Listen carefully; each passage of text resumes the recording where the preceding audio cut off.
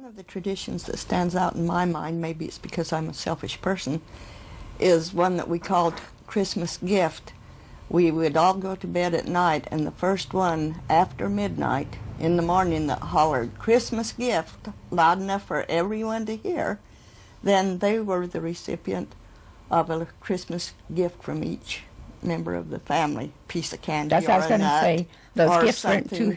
or something like that. So we thought that that was nifty, a neat though. one. And I can remember that we always tried to wake up as soon as we could after midnight so we could get Christmas gift. Did you ever win? Certainly, I was going to say, she was very good at it. Reeves was the one, though. Yeah, he's the one that won the most. Oh, he'd always tank up on water, so he would be sure to have to get up. That sounds familiar. But that's how he won so many.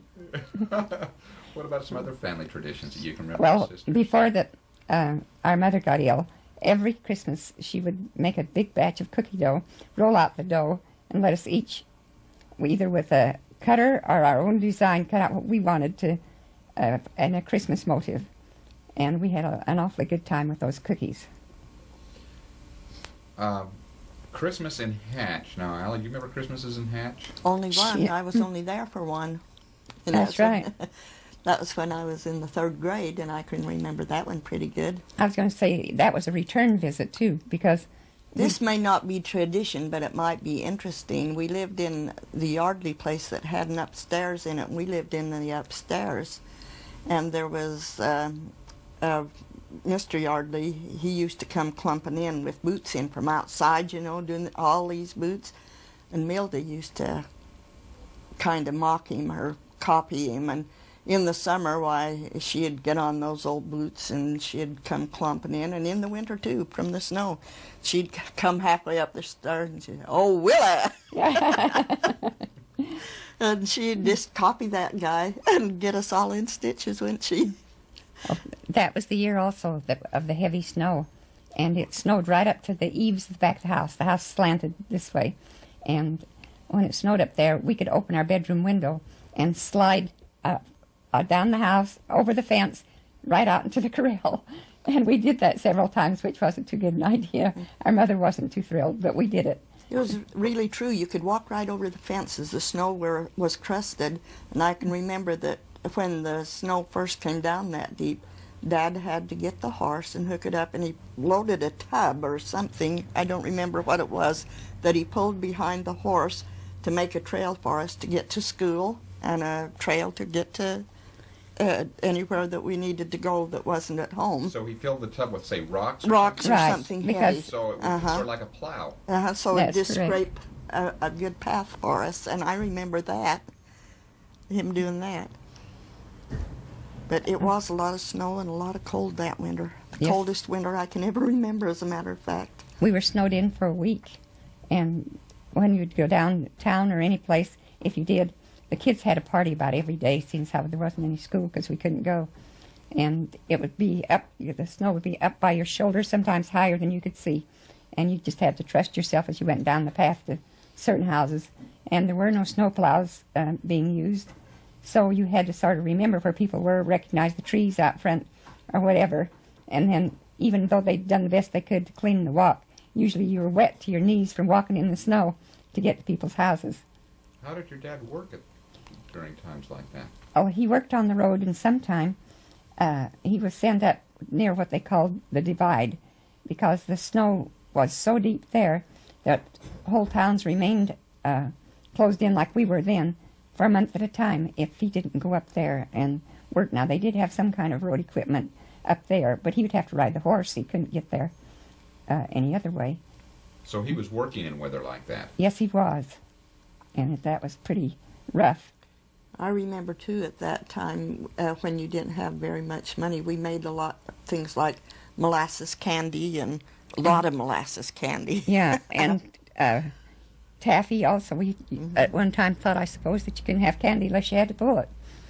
But it was a lot of fun, though, a lot of family togetherness, where you really get to know your family and participate together. And I just remember it as good times. Well, I remember the Christmas at Gunnison when we came back, and we had been renting houses up till then, and at that time our dad bought the old cheese factory.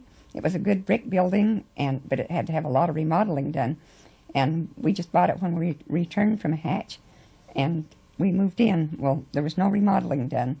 In that building, they had a long room at the back that had been their cooler to keep the cheese and the other things that they had there, aging and mellowing and all that. And so we did sort of like the Japanese at Topaz. We partitioned it off with our quilts and sheets to make a bedroom for each person, because it went clear across the back of it. And then in the front of that building, there was a room that had been the office where their business was done. And we thought that would make a good kitchen. However, it didn't last very long as the kitchen, because Reeves, you remember, got very ill. And so by Christmas time, he was ill and had to be in bed, and that he had to be separated from the rest of the family. And so he was in the former kitchen, and we left the last partition on the back side to be the kitchen. And so that was the circumstance we were in, but we couldn't all stay in our bedroom, and we couldn't all stay in the kitchen. So we had a great big old pot-belly stove that Dad put up in the middle of the rest of the factory, and it was very hot on the front side and very cold on the back side. Well, the town Santa Claus, who was George Last, went around to different homes, and he always came in ho-ho-hoing, and he didn't know that we hadn't done the construction in that factory as yet.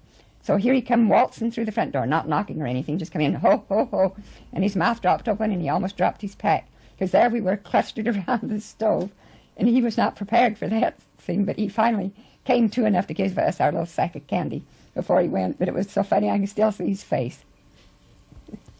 Could you describe the kinds of gifts that you would receive at Christmas and what made it special?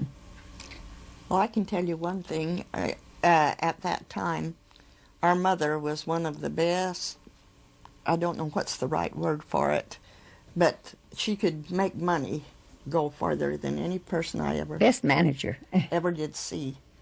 Dad would give her like $10, and she would get something for everybody in the family. She'd write down on her list what she wanted for each one. Of course, at that time it was Depression time. And we could get all of that for $10 and get it wrapped Yeah. and everything. And I've never forgotten how she could stretch that money over that size of a Oh, family. she certainly did. And make everybody happy. I can remember one of the things that Evie and I got that was the funnest that we had for a long time, and it was some little dolls that you wound up, and they would walk like this, and we had a lot of fun with those. But I think my most joyous Christmas probably was the year that we got our first bicycle. The three girls shared a bicycle, Milda, Evie, and I, and it was a lot of fun. Do you remember that Christmas, Mom? I do indeed. The one prior to that, he'd gotten one for Reeves, since he was the only boy in the family, and said that Elma and I could share with him, but we had to always have him not home or asleep if we got to ride the bicycle, because he always wanted it, and it was a boy's bike. But we did learn how to ride it anyway. Had enough to learn how to ride.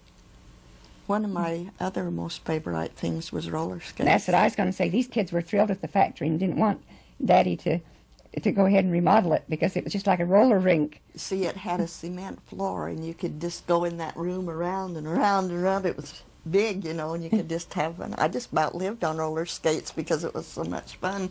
And Elma and I were mortified. We did not want our friends to come see that place. So while we suffered, they rejoiced. We had they had a cement block in there. We had our Christmas show, and we had any other kind of show. Milda would be the composer and the actors and everything else, and we'd charge all the neighborhood pins or needles or a potato or a penny, whatever they could get for admission. We'd get our little audience, and then they'd get up on that cement block and do their thing. That's right.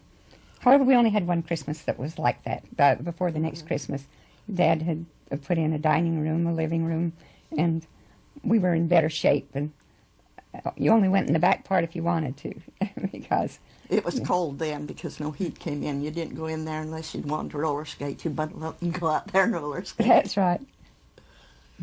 Where did the tradition come from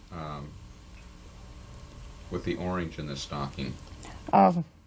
That came from just about the first I can remember. We always hung up our stocking and you could always expect an orange in it at Christmas time. In the toe. An Right. orange in the toe, and then the Candy other and things. nuts and so forth. Speaking of that, made me think of the year that Milda got so disappointed. As Aldous mentioned, we usually made molasses candy and some of the other, but the town would always have a tree and excuse me, and some candy and nuts that they gave, and usually they had pretty good candy in those little bags. And so this year, Milda wouldn't touch any of the homemade candy that we made. She was just waiting for the community, and guess what? That's what they had in their bags that year. She came home. She was so mad. More molasses candy. You remember that too, don't you? Yes. Another thing that I remember isn't so much just the family thing, but the community always had a program. They always had a Christmas program, not in church, but a community That's right. program. And a lot of times, some of us kids were in it. Sometimes we weren't. And I always looked forward to those because I thought they were really exciting. I do too. I can almost hear the crunch of the snow under our feet as we went up, because you'd go out around the Christmas tree that they had, and it was just made a big thing. A lot of times the program was right outside. It wasn't always, but... Well, we it had was more so than not in the earlier Yeah, parts. I They know it got was. so they started having it inside later on, but in the earliest years, But you just stand there and stomp your feet and listen. try to keep warm. Okay, but now I'd like you